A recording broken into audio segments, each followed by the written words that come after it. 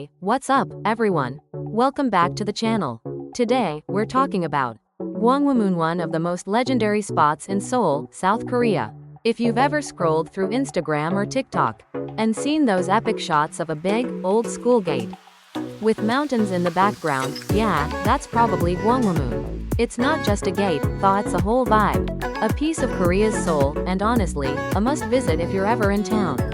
So, what's the deal with Gwanghwamun? Picture this: it's the main entrance to Gyeongbokgung Palace, which was the Og royal crib for Korean kings during the Joseon dynasty. We're talking way back in 1395, when King Taeja, the guy who kicked off the Joseon era, decided, yo, I need a palace that screams power, and bam, Gyeongbokgung was born. Gwanghwamun was the front door to all that royal swagger. The name itself? Gwang means light, and Hwa means transformation. So it's like the gate where light transforms the land. Pretty poetic, right? The gate itself is this massive wooden structure, sitting on a stone platform, with these curved roofs that are peaked. Korean architecture, think elegance meets strength.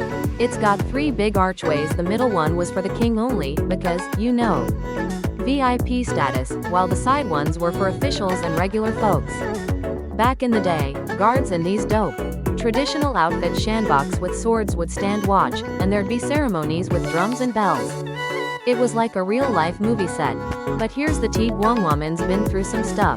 The Joseon dynasty was rocking along, but then Japan invaded Korea in the late 16th century. The Imjin War, and the palace got torched. Gwanghwamun was left in ruins for, like, centuries. Fast forward to the 20th century, and Japan colonized Korea from 1910 to 1945. During that time, they straight up demolished what was left of the gate to build their own government building.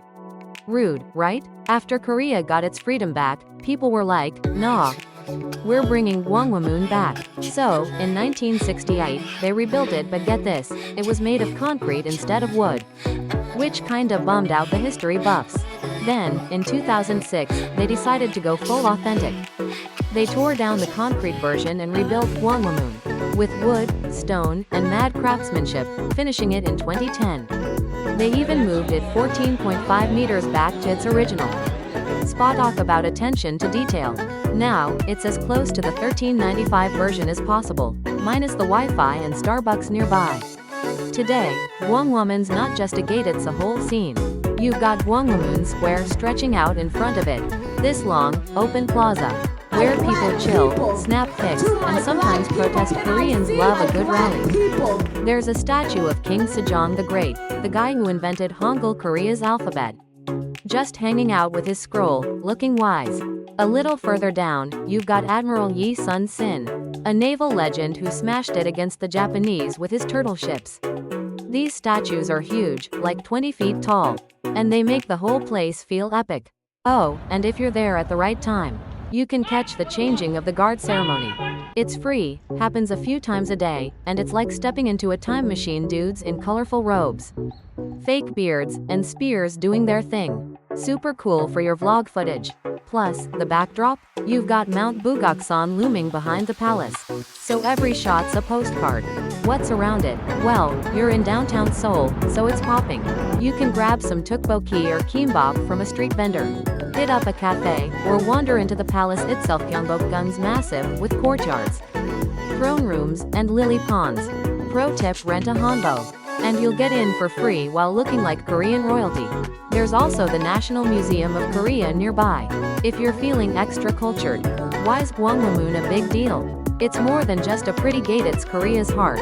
It's survived wars, colonization, and modernization, and it's still standing tall, representing resilience and pride. For locals, it's a symbol of their history. For tourists, it's a dope spot to soak in the culture. Whether you're into history, architecture, or just want that perfect soul selfie, Gwanghwamun's got you. So, yeah, next time you're planning a trip, add Gwanghwamun to the list. It's chill, it's historic, and it's 100% Korea. Let me know in the comments if you've been there, or if you're adding it to your travel plans. Hit that like button if you enjoyed this, subscribe for more, and I'll catch you in the next one.